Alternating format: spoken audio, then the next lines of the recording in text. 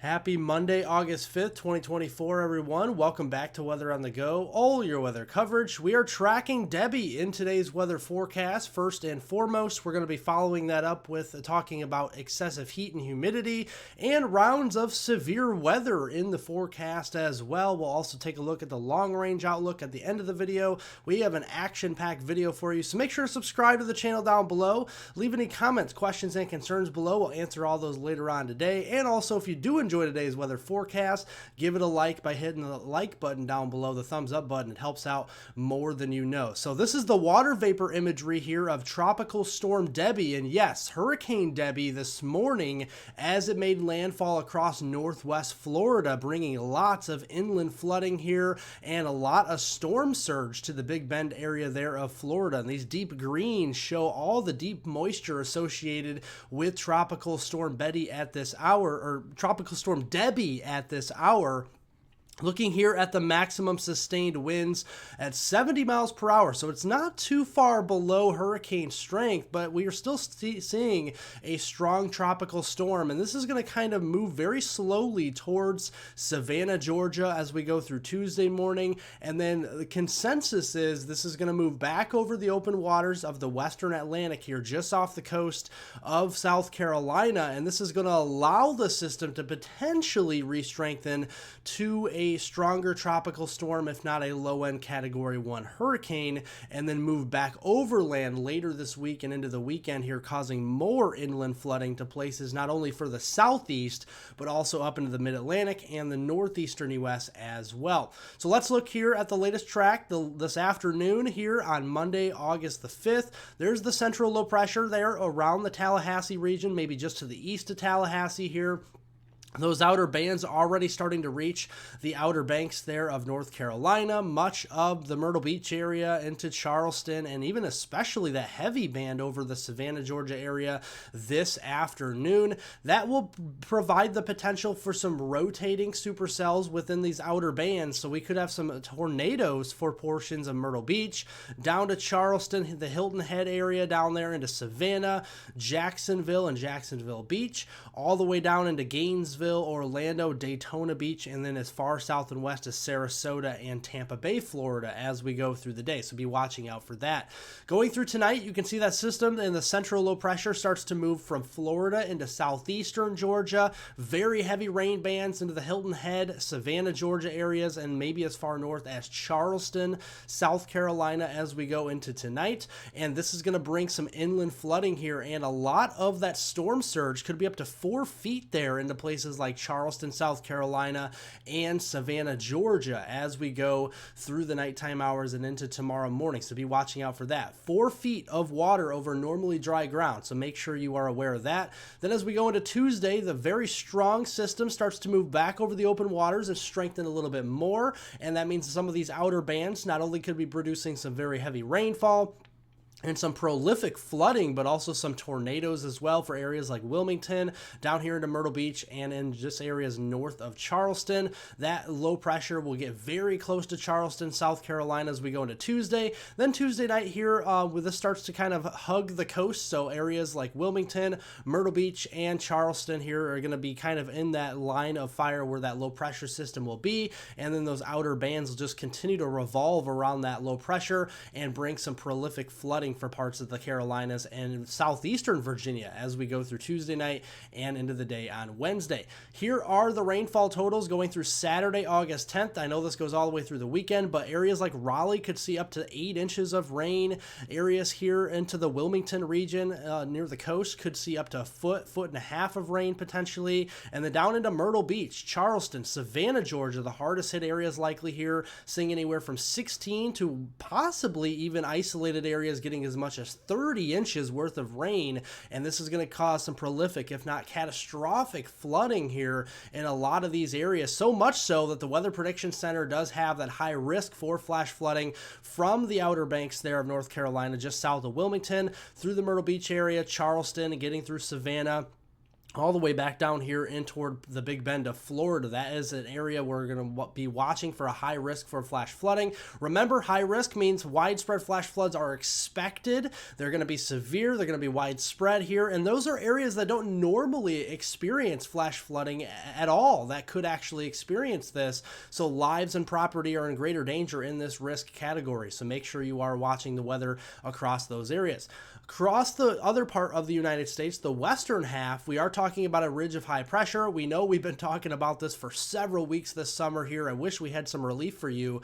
And unfortunately, we just still have that heat building up across the west. Look at the desert southwest this afternoon into the 105, 110, 115 range. A lot of 90s triple digits from the central southern plains east of the Mississippi as well, extending back over there into the mid-Atlantic. Heat indexes are up into the triple digits, 99 degrees, maybe 100 degrees there into Omaha, 98, getting very close to 100 in Des Moines, 100-degree heat index in Kansas City, 101 in the Dallas-Fort Worth area, and 104 in Jackson, Mississippi as we go into this afternoon. And the northern periphery of that, we do have a boundary setting up across the upper Midwest, southern Great Lakes, and Northeast. This is going to set up the potential for a few severe storms. We have a slight risk here from southern Maine extending all the way back into northeastern Ohio. Another one here from southwestern Lake Michigan through the Chicago and Milwaukee areas back here all the way into southern Minnesota and northern Iowa. So we're going to be keeping an eye on the potential for some 60 to 70 mile per hour wind gusts, quarter, maybe $half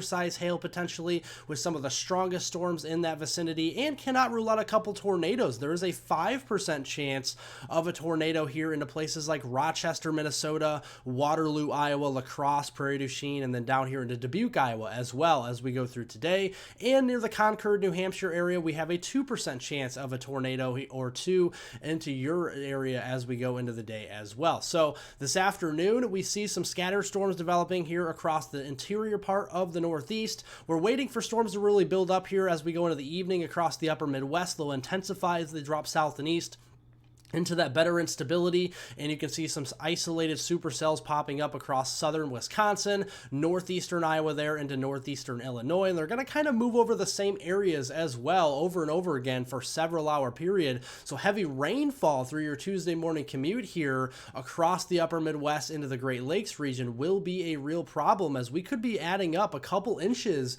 worth of rain from areas near the Twin Cities down into La Crosse, Madison, Green Bay, Milwaukee here. We're going to be seeing a couple of inches of rain, isolated amounts to 4 inches as we go through Tuesday. That's why the Weather Prediction Center does have that slight risk for flash flooding going through your Tuesday, August 6th timeframe from Minnesota into northeast Iowa, much of the Badger State of Wisconsin, far northeast Illinois, southern lower Michigan into northeast Indiana, and that extends over into portions of northern Ohio as well. Going into Tuesday, that ridge, yes, you guessed it, it is remaining off across the desert southwest, and that means more heat, but that boundary is going to be pushing a little bit further south, so that's going to bring a nice cooler Canadian air mass a little bit further south into the United States tomorrow afternoon. So the upper Midwest is going to be very beautiful with our temperatures. 60s, 70s is going to be the name of the game up here into the Twin Cities, Chicago, into Milwaukee, Green Bay, Des Moines, Cedar Rapids, Iowa, all the way back there to Omaha. So make sure to get out and enjoy those cooler temperatures tomorrow afternoon, but not too far off your doorstep. Like Indianapolis, we're still at 100-degree heat index tomorrow afternoon, 101 down here in toward the Paducah, Kentucky region, 101 in the Music City there in Nashville, and 102 down into Jackson, Mississippi. So still going to be a scorcher out ahead of that cold front as we go into tomorrow, and that is going to lead to more severe storms in some areas here from Montana down into Wyoming and the western Dakotas, and then another one from the Ohio Valley into the mid-Atlantic we'll have to watch. Those are level 1, level 2 out of 5 risk for severe weather, generally low risk overall. So right now, mainly looking at damaging winds and hail tomorrow. An isolated spin-up tornado is possible. We're not looking at any tornado outbreaks or anything like that. So going into Tuesday afternoon tomorrow, you can see storms developing off of the front range there of the Rockies. Those are going to be moving into the western Dakotas, into portions of Montana there, into Wyoming and the panhandle of Nebraska. Those will be a little bit shorter range in longevity here. We're really not going to see those around too long because there's just not a lot of support for those, but We'll have one pop up, they'll fall apart maybe 30, 45 minutes later, another one will pop up, and same thing here. The cycle will go on as we go through the day on Tuesday. Over here in the Northeast, a little bit more moisture, could be seeing some pretty heavy rainfall along the I-95 corridor. That's where we could be seeing some pretty heavy rainfall amounts on Tuesday, in excess of a couple of inches, and that's why there is a slight to a moderate risk for flash flooding on Tuesday from southeastern Pennsylvania into central New Jersey. So the Trenton area down here toward Philadelphia may need to be watching out for some significant flash flood potential as we go into the day there on Tuesday.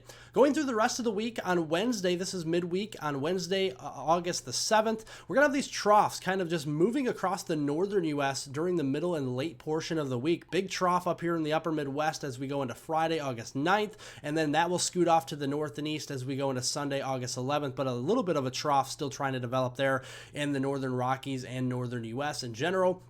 What this is going to do is going to kind of lead to cooler temperatures further south from Canada into the northern United States, areas that need relief from the heat, across portions there of Montana, down into the Dakotas especially. Some of those areas could be 20, 25 degrees below average with our temperatures here, and then we're just going to start to see a lot of that warmth just continue across the desert Southwest. Rainfall prospects going through the rest of the week here from Wednesday, August 7th through the weekend, Sunday, August 11th, is going to be really tied to Debby, so really across the east coast of the United States. Otherwise, these troughs may bring intermittent showers and thunderstorms, nothing overly significantly severe, nothing too crazy there, just some everyday pop-up showers and storms. They'll pop up for an hour and then they'll start to dwindle after the sun sets. Heading into next week, Monday, August 12th, hard to believe we're entering in to the middle of August next week, all the way through Sunday, August 18th. We're going to see near normal temperatures across the northern tier, maybe a little bit cooler than normal there with the remnants of Debby across portions of the I-95 corridor in the mid-Atlantic, and then the heat really starts to build back across the southern plains here, and I guess it really never goes away, but it still really starts to build back, and we start to get some drought relief actually across the Pacific Northwest. So that's the silver lining here, is that we have a lot of fires ongoing, we have a lot of drought ongoing and intensifying across this region. It is nice to see green on the map here, and that means we're going to start to see more precipitation across the Pacific Northwest as we go through much of the middle of August. So that's some good news. So forecast recap for you guys: very heavy rainfall across the southeast United States. That's mainly tied to Tropical Storm Debby. Watch out there. There could be some very significant flash flooding. Rounds of severe thunderstorms across the northern U.S., mainly with damaging winds and hail, but a couple tornadoes cannot be ruled out. And the long-range outlook, the silver lining is there's going to be drought relief likely for parts of the Pacific Northwest. Will it actually get rid of the drought? No, but it'll definitely provide some significant relief in areas that need it, so that is certainly some good news. Make sure to subscribe to the channel here at Weather on the Go so we can provide you with the latest weather information right at your fingertips. Leave a like down below by giving it a thumbs up down below if you did enjoy today's weather forecast. Leave any comments, questions, and concerns below. We'll get to those later on today, and I hope everyone has a wonderful rest of their Monday out there.